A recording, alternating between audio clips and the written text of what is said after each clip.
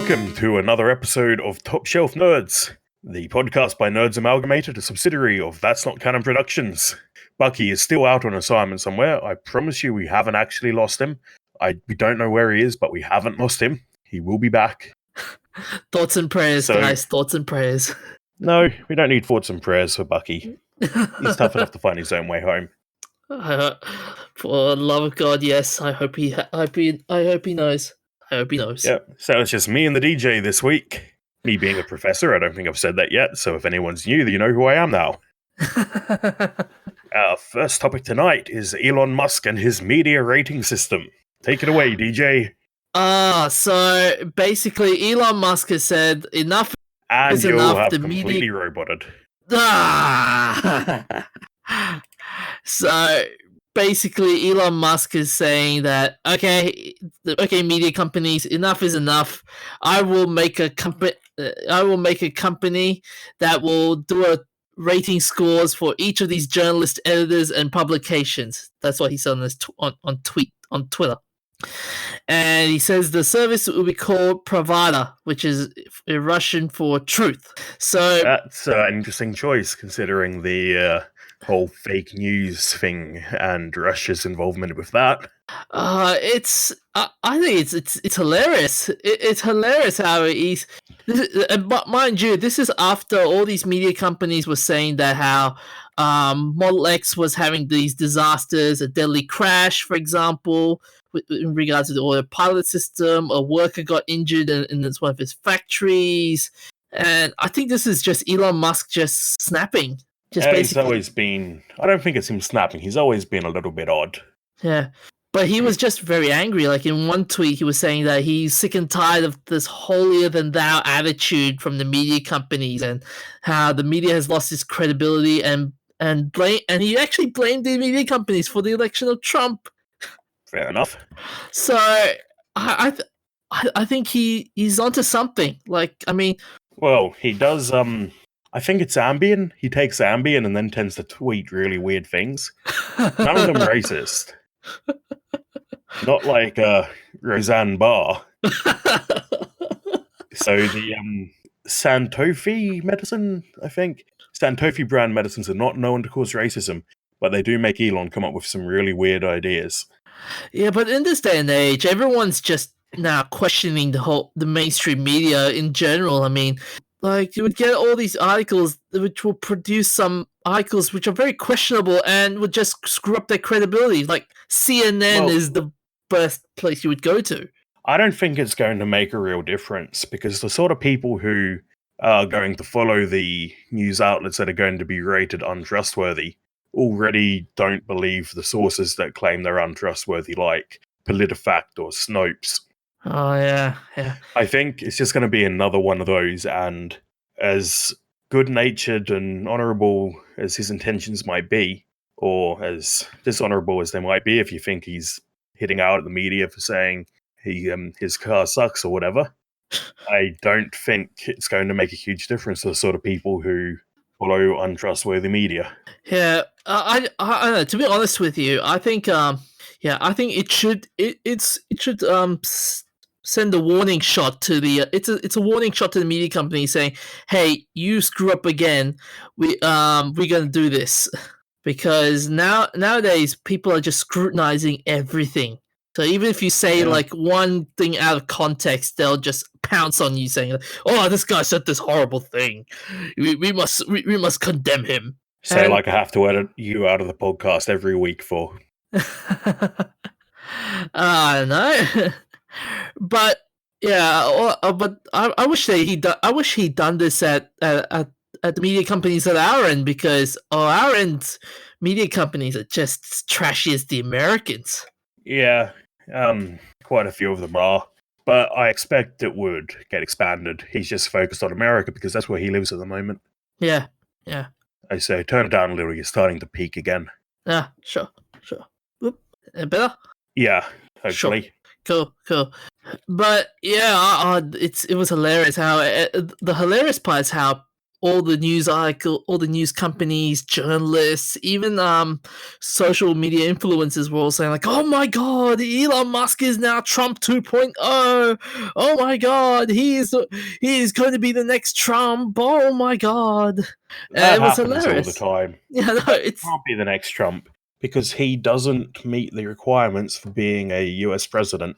is he though? Like, I mean, he's a billionaire. He can fund his own presidential campaign. Yeah, but he's not. I believe you need to be a natural born US citizen to qualify, Oh, and he's right, South right, African. right, right, right, right, right, right.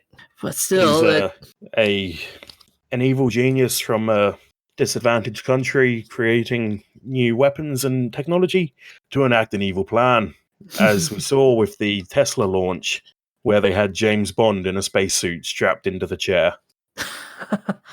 ah, that was fun. That was a fun live stream. Yeah.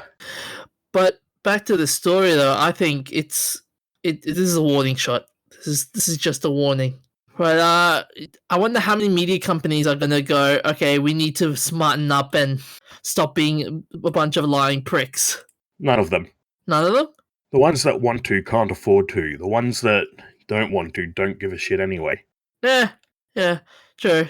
So even CNN will go like, it's just another million. It's just another rich guy trying to mouth off. They won't do anything.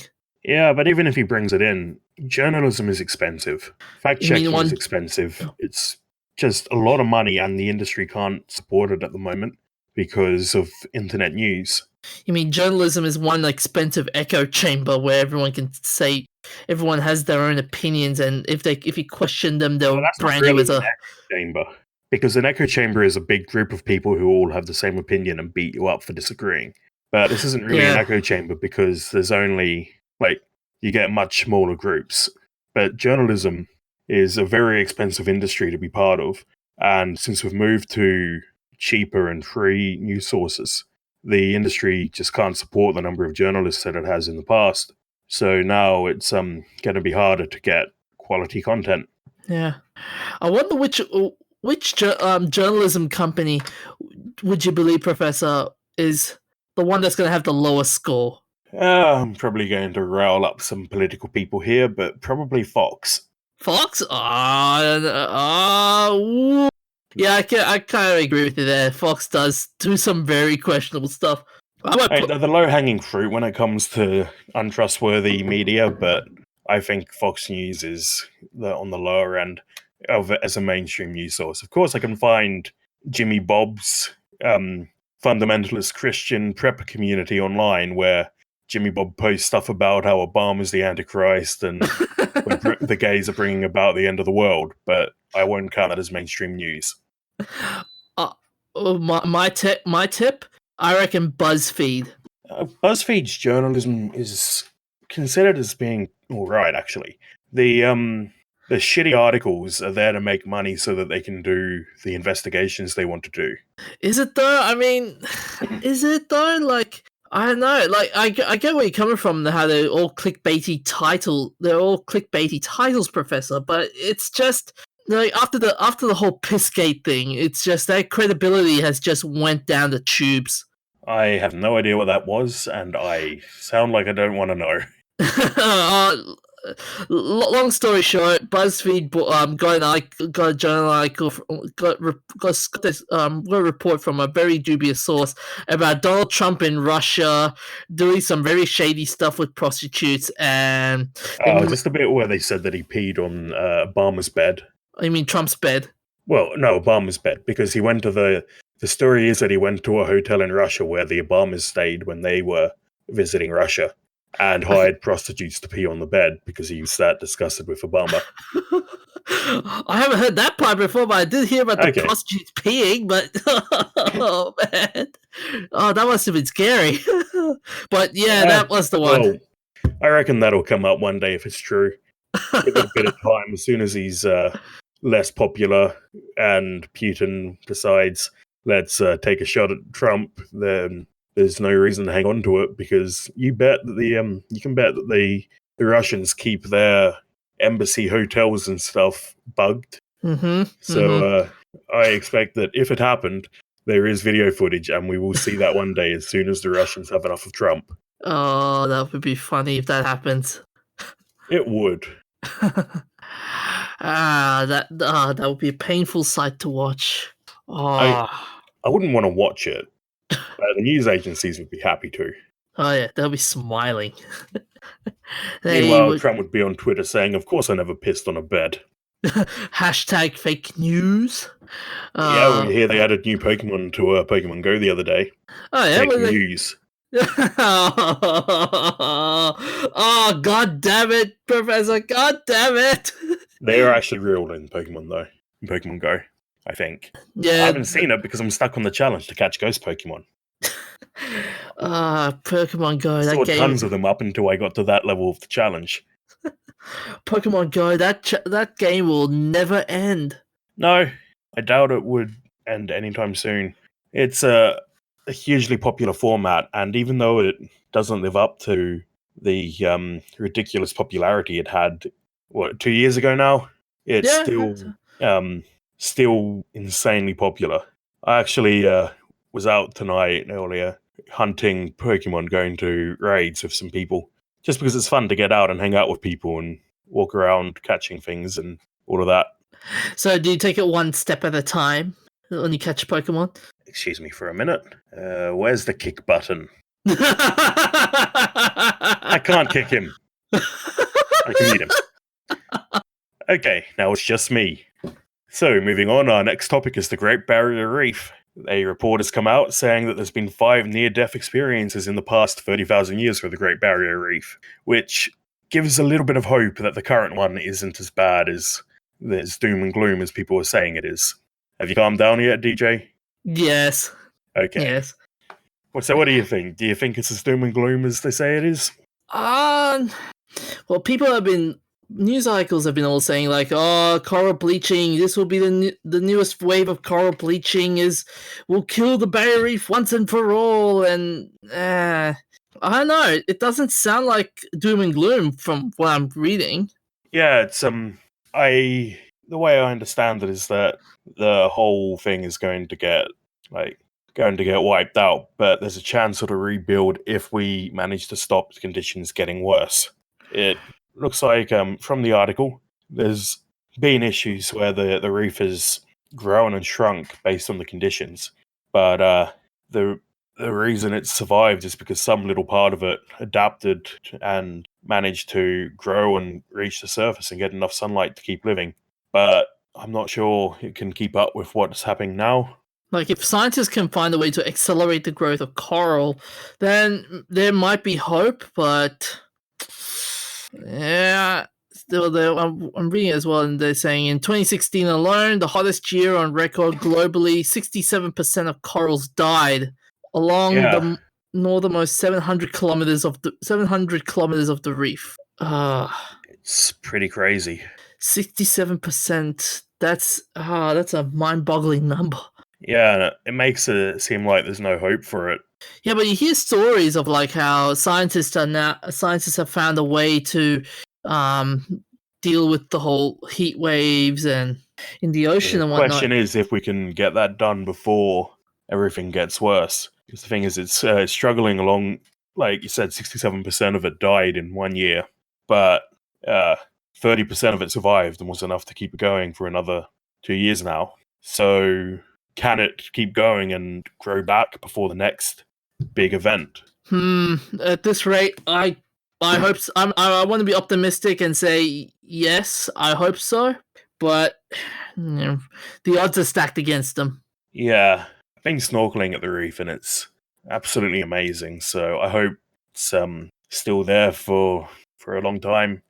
I do remember one time when Barack Obama came to University of Queensland, and how he did a whole talk about how he wishes the Great Barrier Reef to be there for his grandchildren at one stage. Well, yeah, it's the natural wonder of the world. Yeah. Although the sad part was he was immediately shot down by our politicians, saying that foreign politicians should not have a say in local issues, which was kind of which was kind of stupid. I mean, Yeah, I wouldn't count that as really like trying to force his views on anyone. If he said it the way you said he did, then I just see that as him saying, "I love how beautiful things are here. I hope I can bring my kids one day." Like, I yeah, just see that as an acknowledgement of how great Australia is. yeah, precisely, precisely.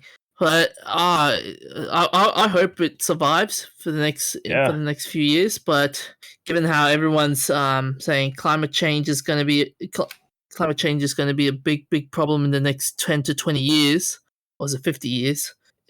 I know it's a very it's it's a a problem now. yeah In the it's a meantime, I'm moving to Iceland where I can stay cool without air conditioning for the next 10 years.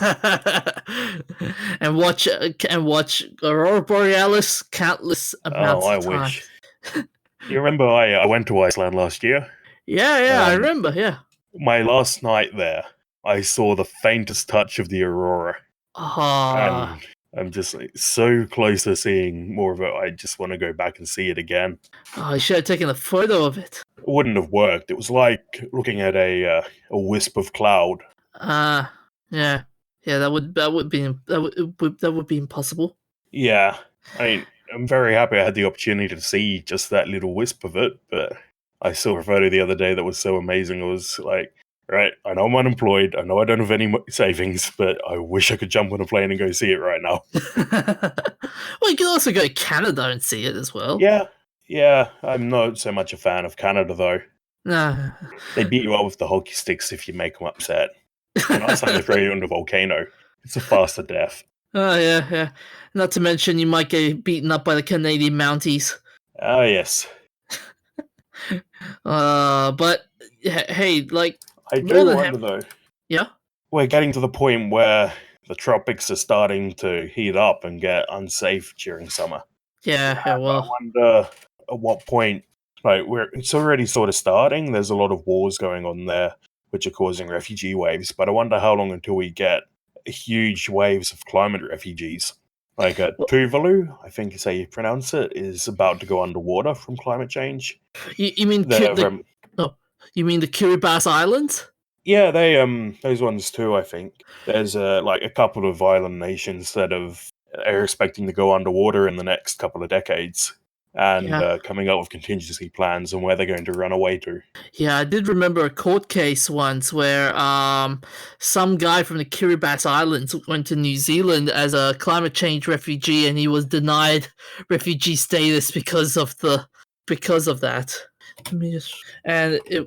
I said Kiribati Islands refugee New Zealand.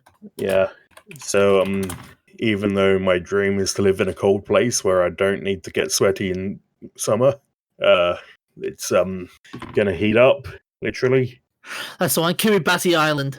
That's the one. Okay, Yeah, hang on a second. It was 3 years ago. He's been ordered to leave New Zealand. He must leave New Zealand. Yeah, he was dubbed the world's first climate change refugee. and did he leave or is he still there? Like did they ever find those Cameroon athletes? I think they did. I think. Or was it I think it was Nigerian as well. Was it? Yeah, It's Nigerian. the African athletes who ditched their teams after the Commonwealth Games Games. and decided they were going to hang around here for a bit. And nothing was ever spoken of them. There we are. That's the link. It's on link we posted on the show notes, guys. But yeah, it was the world's first climate change refugee. That must be a title. That's one heck of a title. Yeah, I mean it's sort of jumping on the like trying to be the first one on the bandwagon, but I guess you're going to have to because by the time everyone realizes it's shit's hit the fan, time to get out, it's going to be too late to get refugee status in a lot of places, and it's going to just keep getting worse from there. Yeah. You reckon we'll ever see what? You reckon we'll ever see like very dangerous climate change events like in those disaster movies, like Day After Tomorrow and whatnot? Not anything like that. That's Yeah, all but just ridiculous fantasy stuff. yeah, What I do expect to happen, if like based on articles I've read, my prediction for climate change would be to end up with a band around the equator, which is basically uninhabitable because it's so hot, yeah, and you'll get uh, huge cyclones and storms in that area. So it'll be a massive band of risky weather. And I've got to wonder how that'll affect international trade, because at the moment everything comes from China, which is across the equator.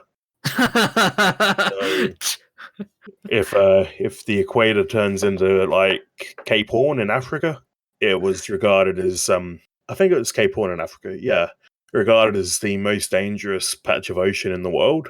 I don't want to know what happens if that becomes an issue over the equator, because we could end up completely cut off, or having to spend ridiculous amounts of money to get goods on the few ships that do bother to cross the tropics. Oh man, that would Like, that's be. all extreme sci-fi stuff, though. We don't have to worry for another 6 months.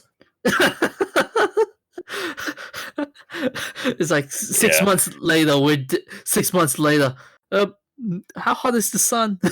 This would be like birds and the cats would be looking at us right now, saying, "We're gonna eat you now." Oh, they deserve to. We've screwed up enough. Give them a chance. No, wait, they can't, because they don't have opposable thumbs. Superior race. Oh, someone's going to take that out of context. Someone's eventually gonna do that. I have a job interview next week. This is going to be a disaster.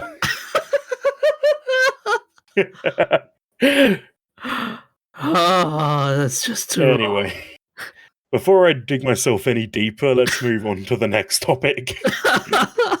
Where PubG is suing Fortnite for ripping off the Battle Royale genre. Yeah, so basically the Oh, sorry, I just realized I missed the tie-in I had to my last topic.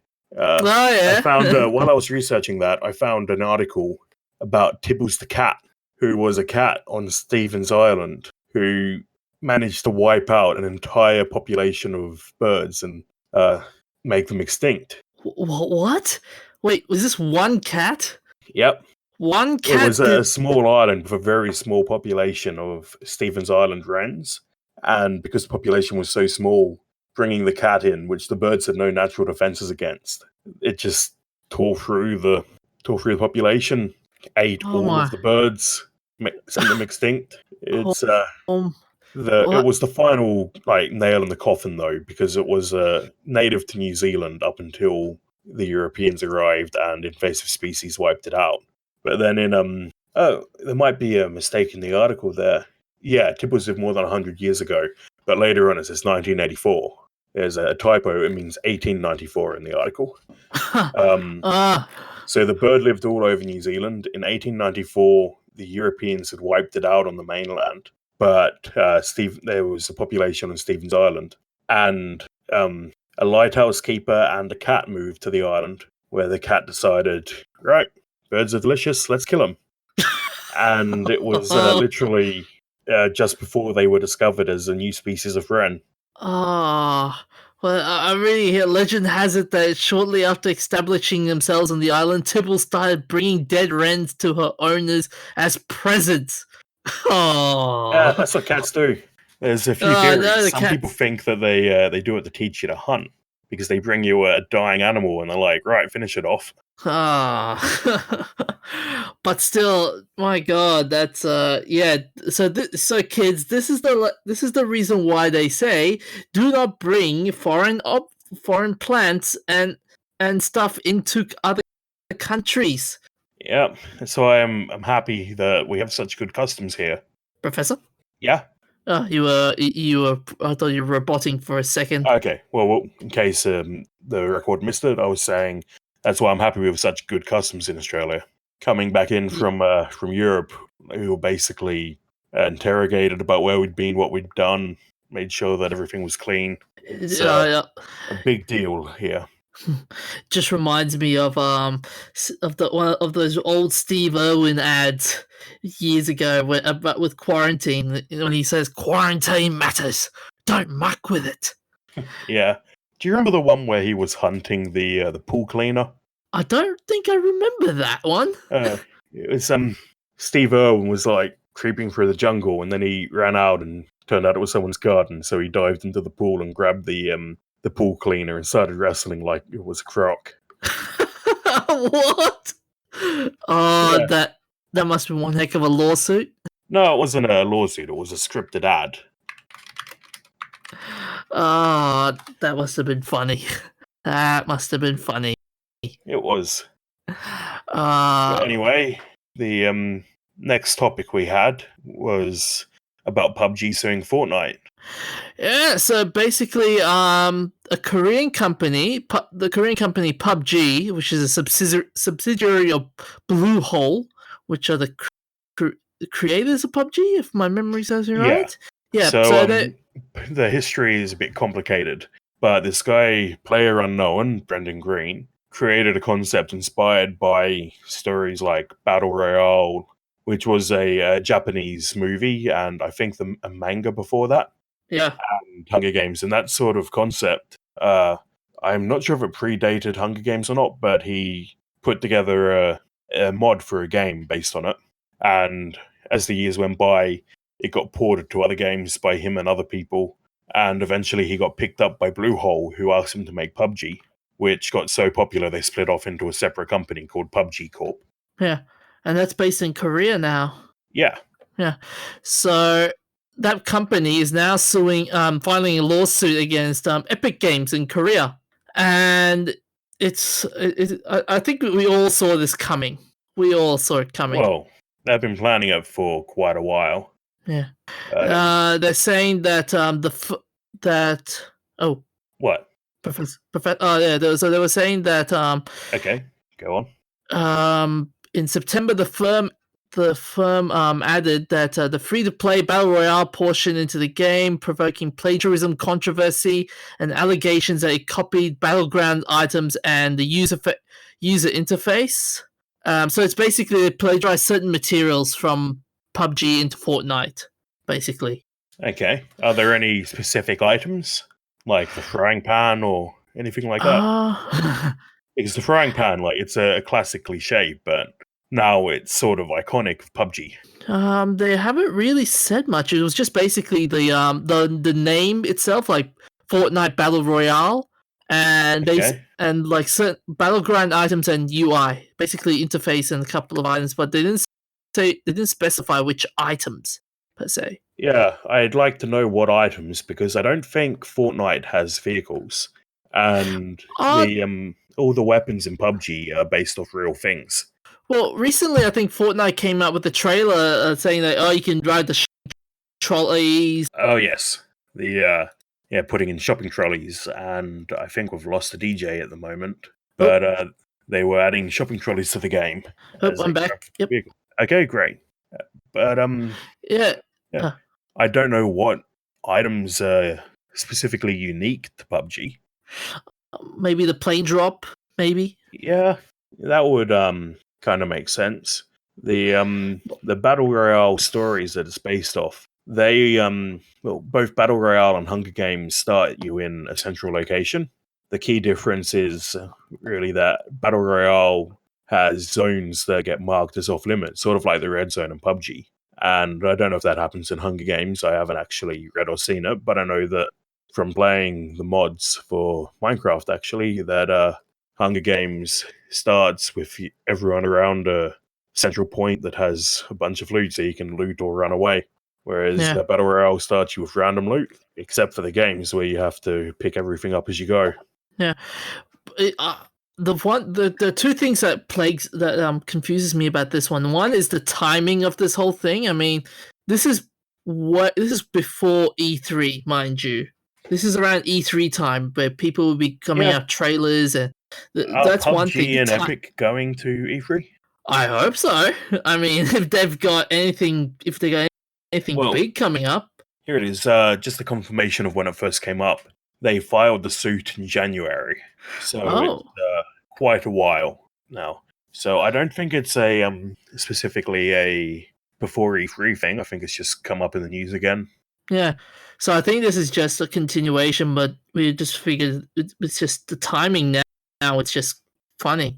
And the second thing that also is confusing me is how PubG created this game, and then the creator, I think, as far as I recall, that he said, like, okay, create other versions of this game and make it your own. And then Fortnite comes out and gets more popular than PubG, and PubG's going, hey, you plagiarized us, we're suing you now.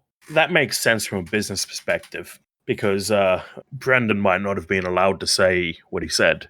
But Although it would be funny now if the author of Battle Royale came out and sued PubG, because PubG is obviously a tribute to Battle Royale. The frying pan was a joke weapon in the movie. yeah. So everyone starts with a bag of loot, and they get sent out of the starting room and get to run off and hide or whatever, like one at a time, 5 minutes apart. But And they get some people random weapons. Yeah, so some people got swords, some people got guns, and then one guy just pulls out a frying pan. And on the loading screen, a couple of the characters are obviously based on characters from the movie. They have the teacher who like coordinates it, and the a schoolgirl wearing the same sort of uniform. Did you ever watch the Battle Royale movies? I've seen the first one. Yeah, The second one didn't get good reviews, so I never bothered. I saw the first one. The second one just looked weird, but they should have continued on with that franchise. But the first one, the one scene that will make me cringe the entire time was there's one certain scene where this woman and a man are fighting against a nut for one knife, and the woman grabs the knife and stabs the guy in the special spot. And that was Okay, then. Mind you, I saw this in the library with a couple of other guys, and when they all started crossing their legs. As you wouldn't, because you're a robot, so you have no need of that. Seriously, that in was a very library? scary scene. That movie's like R18. Why would you watch it in a library? Hey, it was public library. Okay, it was the only DVD left. Okay, then. I could say why not. But that being said, though, I just hope there's some lawsuit gets settled, or else it will turn into something as ugly as the iPhone Samsung battle. Yeah, I also think it'll set an important precedent on copyrighting game mechanics. Because how many times has a game done something and then been superseded by a game that does it better? Too many times? Yeah, so I hope it doesn't let big companies bully smaller ones into shutting down their games if they're too similar. Yeah, but yeah, I think this. I don't know whether it will be a big elephant in the room with E3 coming up, or I may don't not even be. think so. Yeah. I don't think I haven't heard of either PubG Corp or Epic going to E3, and it just doesn't seem like it'll be something that'll come up anyway, unless we throw the PubG people and the Epic people into the showroom and get them to fight to the death using props. That would be hilarious. Very bloody. Hey, those Minecraft swords aren't exactly sharp. They're made of foam, but you can probably do some damage if you hit someone over enough times. Anyway, that'd be Anyway, painful. what's the latest on loot boxes? Okay, so with loot boxes, so the Entertainment Software Association president Michael Gallagher has basically defended loot boxes in a recent address, saying that the effort to regulate them as a form of gambling will challenge our industry's freedom to innovate, basically, and this is and impairs our abilities to continuously test new business models which drive creativity and engagement with our audiences, which I think is really, really bull crap. I get where he's coming from, but it sounds like marketing speak for we want to be allowed to screw people. Because that's what loot boxes are designed to do at the moment. Yeah. I'm happy to see people experiment with different business models, because if it means more game companies can be sustainable, let them do it. But then we get the exploitive loot crates from people like EA. Yeah, and he also states that he also called for continuous self-regulation rather than loot box legislation, pointing out that the ESRB's relatively quick implementation of in-game purchases label as evidence that the system works. So I think it's a good idea to have it on labels, but yeah, I don't know I how. don't agree with that. I don't think that it's evidence the system works because the rating system doesn't work. Nah, it doesn't. Like even a 5-year-old, even a 7-year-old kid could still go, okay, even though it has in-game purchases, I will still buy it. Yeah, and legally, if something has in-game purchases and the ESRB or whatever ratings body you're looking at, like in Australia, the Bureau of Classification, uh, I'll use that as an example because I don't know what exactly how the other systems work. But if they had a game that was rated M15 with loot boxes, people would still buy it for their 6-year-old kids. If you look Yeah, on Reddit, you see a lot of people who work in game stores saying somebody came in and bought GTA, which is R18 for their 6-year-old. So I don't see it as an effective system for really protecting people from it. Which you can no, argue it's people screwing it up, but I think there's not enough education for how the system works for parents. Hopefully that'll change no, though now that no, the gaming generation is getting old enough to have kids. no. And what's really annoying it now is how the government started intervening as well. They've been intervening the whole time. Actually, I have a lot of things I could say about how I don't like the Bureau of Classification, but that would take about 3 hours to get through. But then with the government's intervention, with various government organizations all intervening into the whole loot box fiasco, Gallagher writes, "We can't let the lowest common denominator of government around the world make this go around making a standard to the rest of the world to live by and limit the trajectory of the industry." So he's basically saying, "Oh, governments should not intervene into the gaming sector; they have no right." Which I guess I agree with him on that point. Yeah, though, again, the Bureau of Classification already intervenes. We still have games getting, even though we have an R18 rating, we still have games getting banned in Australia for being too explicit or violent or gory. Yeah, but in terms of like intervening into how game companies should earn money and stuff, though, do you reckon governments should come in though? Well, if I said they shouldn't intervene, would that mean that they can't have arts funding programs like we used to have here? Hmm, maybe. Either way, I think what should happen is there should be regulation for exploitive practices. We know that a company like EA is going to abuse the trust and goodwill of gamers to sell loot boxes on a game that people already paid $60 for. Yeah. So I don't trust the industry to self-regulate there. Yeah, although the funny part about this, he was saying that at the he concluded by saying the conclusion has been reached. In other words, that this game mechanic is not gambling by Entertainment Software Ratings Board in the US, by New Zealand's Gambling Authority, and by UK's Gambling Authority. Okay. So it's hilarious. Like you've got a couple of other countries are saying, "No, this is not gambling," versus a majority of the world. Sorry, say that again. It's like saying, oh, okay, only a handful of countries are saying this is not gambling versus the rest of the world saying this is gambling. Yeah, and the ESRB is, I believe, an industry body. It doesn't have any government oversight. So they're going to do what's best for the industry, what they think is best. And I'm not sure exactly who's in the ESRB, but if it's anything like the FCC, where the people running it are people who were former employees of the companies involved, then I can see them having a few conflicts of interest there. Yeah, well, I think this one will definitely be the biggest elephant in the room with E3 coming up soon. Yeah, it'll be interesting to see what games have loot boxes. Speaking of which, Battlefield 1, didn't they say they weren't going to be doing loot boxes for that? You mean start with Battlefront? Battlefield. Oh, Not Battlefield Battlefield. 1, Battlefield. Battlefield. What are they calling the new one? Battlefield 5. Battlefield 5. Battlefield 5. Yeah, Battlefield 5 won't have loot boxes. But yeah, I think EA's. I reckon EA is going to be booed heavily in E3 this year.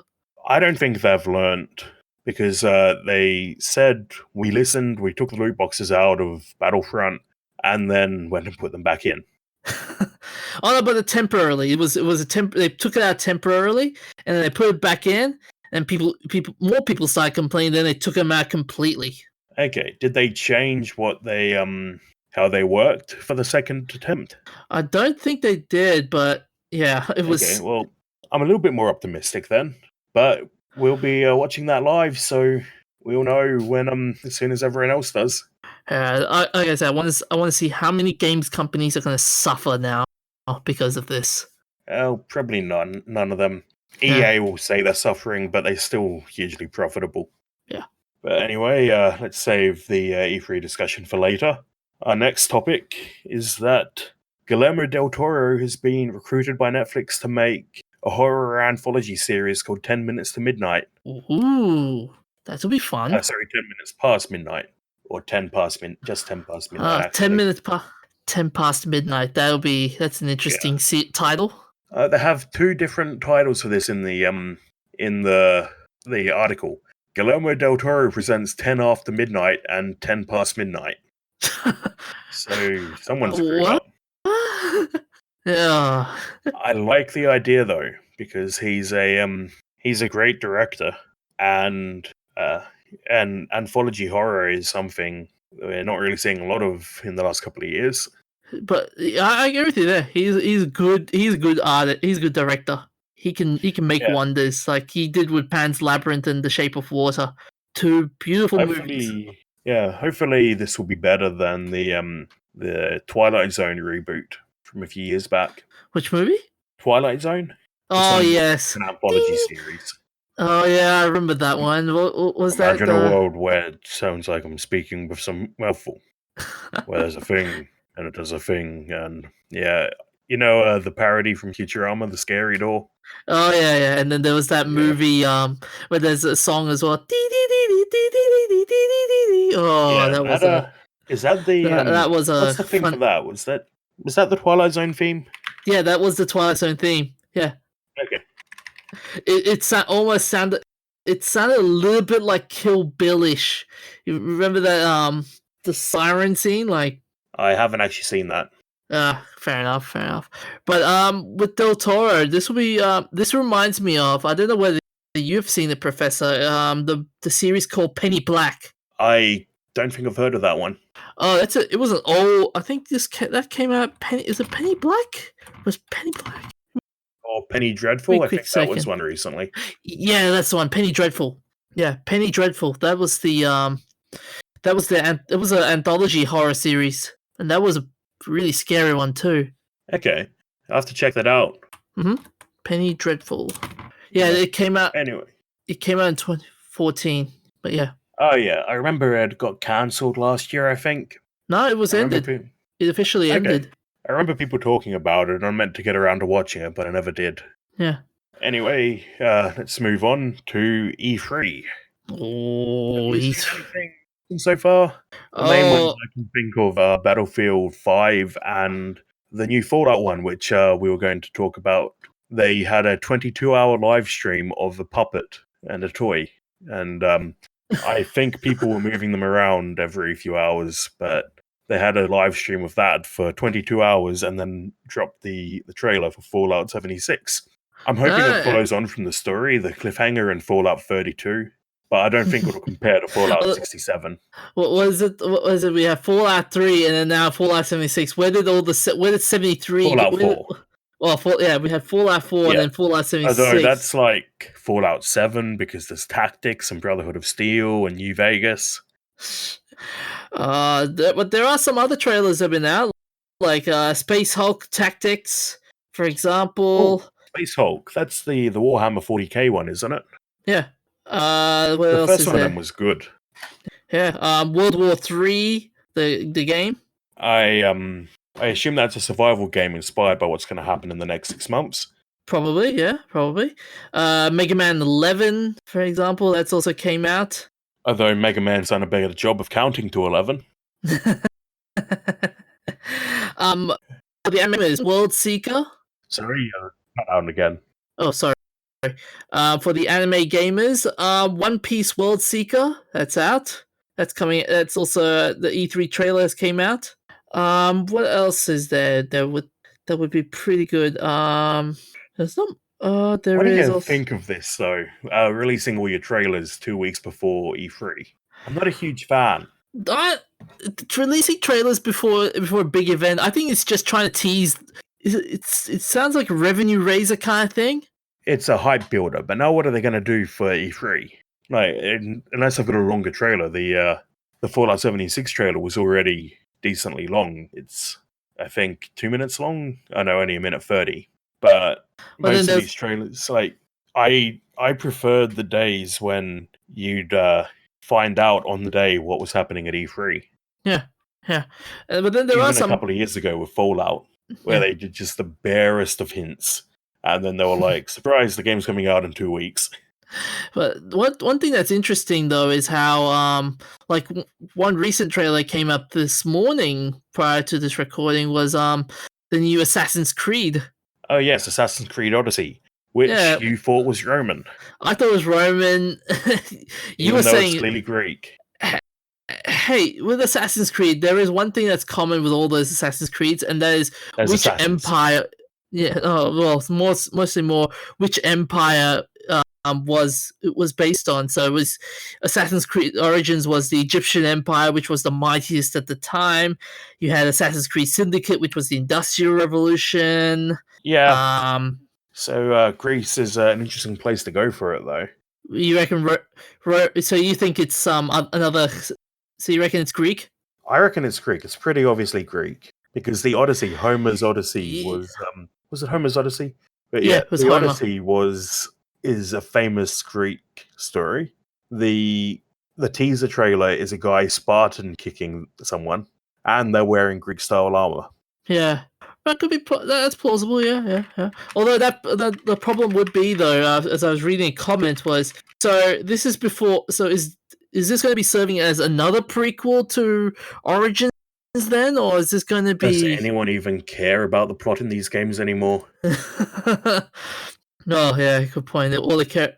Well, some do. Some do care about the story. Some care about the story, but You say so.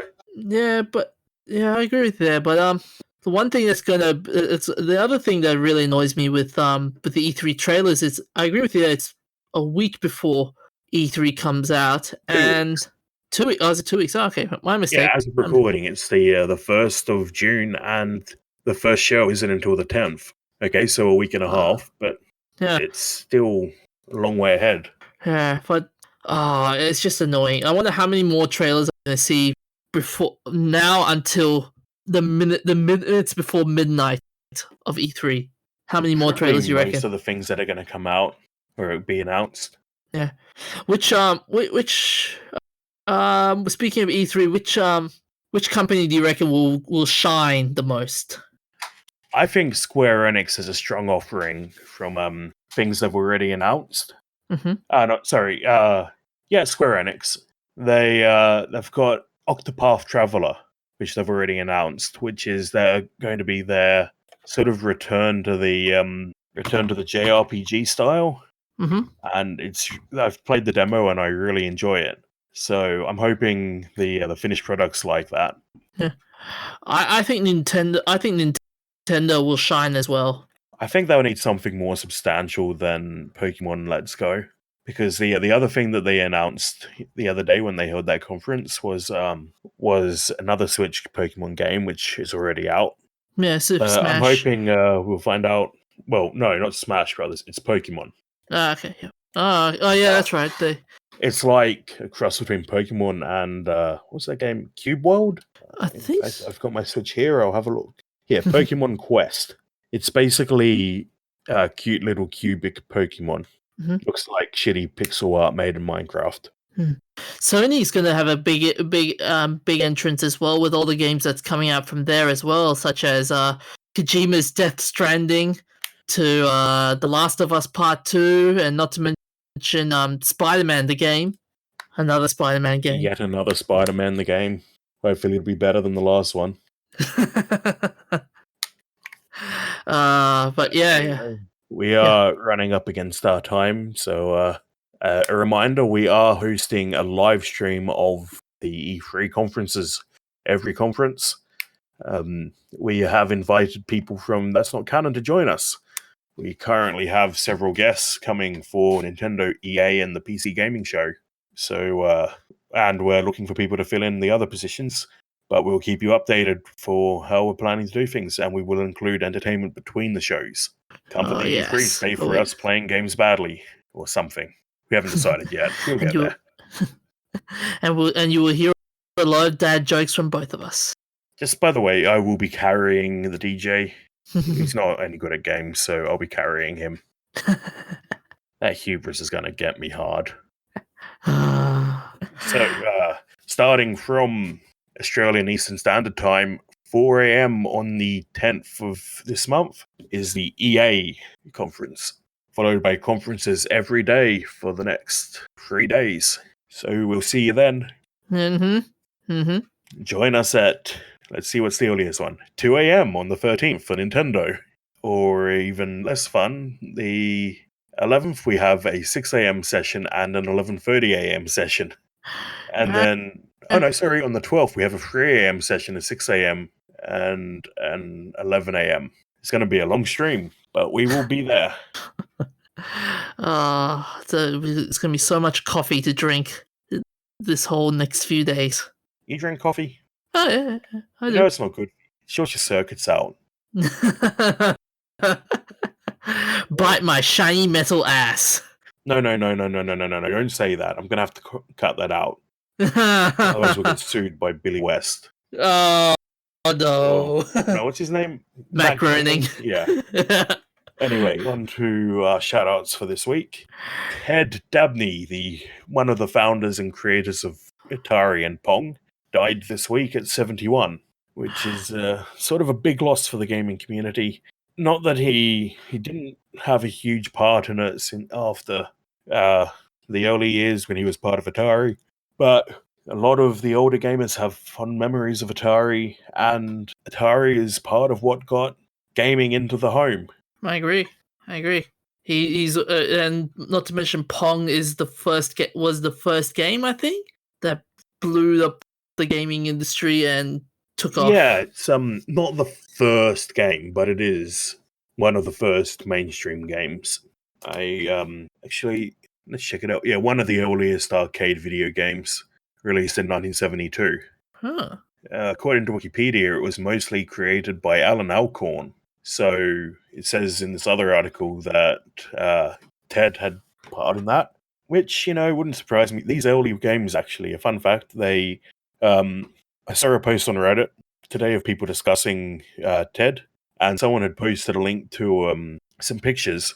Someone built a replica Pong system using the original electrical schematics. That must be fun. Which is really cool. I'd love to do that. So, watch this space. I might actually give that a shot if I can find the parts. Although I will say this, it's yeah. We lost you there. So, no, that's terrible. I'm gonna mute you for a bit there. So Pong was inspired by a ping pong game on the Magnavox Odyssey, which is another quite amazing bit of tech. It's also a fully electrical circuit thing. There's no software, but you could swap cartridges to change what contacts on the circuit were closed and change what game you could play. Anyway, our next thing is the International Gamers Day, which if the DJ is behaving, he can talk about. You're back on the air. Yep. I'm good. I'm good. Yeah. So what's International Gamers Day about? So, I'm back again. Yep. So, International Gamers Day, from what I've gathered, is basically highlighting all the fun things that gamers have developed and played and experienced. It's just a fun day, basically. Are there any big things that happened today? Any meetups or anything? I hope they were. It was just, I think it was a second. There was a couple of libraries in Australia have highlighted something. They didn't say much. It was just today. It's the International Gamers Day, and was it National Day of Gamers? Oh, I hope you can get that wrong. Otherwise, it's going to look really bad on you. Oh, trust me. I saw it somewhere that was saying that today is the game. Well, now I look that up. All the sources I can say that International Games Day is in November. Ah. So, have you screwed up horrifically? Yes, I think I did a good melting. I think I need a good meltdown. Yeah. Yeah, it is. But I swear that's what they said. It was International Gamers Day today. So Where did you get that idea to begin with? no, it's International Gamer Day. That's the one. Okay. I say it's International Gamer Day. Sorry. Yes, there's a hashtag on Twitter with the first things that come up are some interesting things. In today's International Gamer Day, today we celebrate the existence of the most oppressed demographic of people called gamers. And the next one is, if you call yourself a gamer, you should be sent to a gulag. Oh my god. And, yeah, that's... it's Wow. All of that... What a shocking... Wow. I don't know what's going on here. Is this a 4chan troll or something? Because all of these are really shit posts. I hope they're not, but that would be hilarious if it was. We'll put the hashtag link in the show notes so you can check out some of the shit posts yourself. Oh my god. It's National Gamer Day. You know, I might have to do some more research into this and find out where it came from. Yeah, let's end it. Let's end it. All of this is rather odd. Let's end this before we start dying out laughing. Okay, yes. So we will wrap it up now. See you next week, maybe with Bucky if he finds his way home. And probably with the DJ.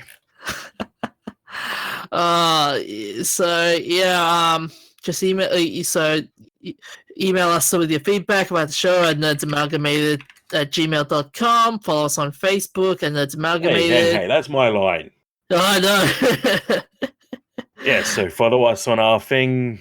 We have Twitter now, don't we? We do have Twitter. What is it called? At Nerds Amalgamated.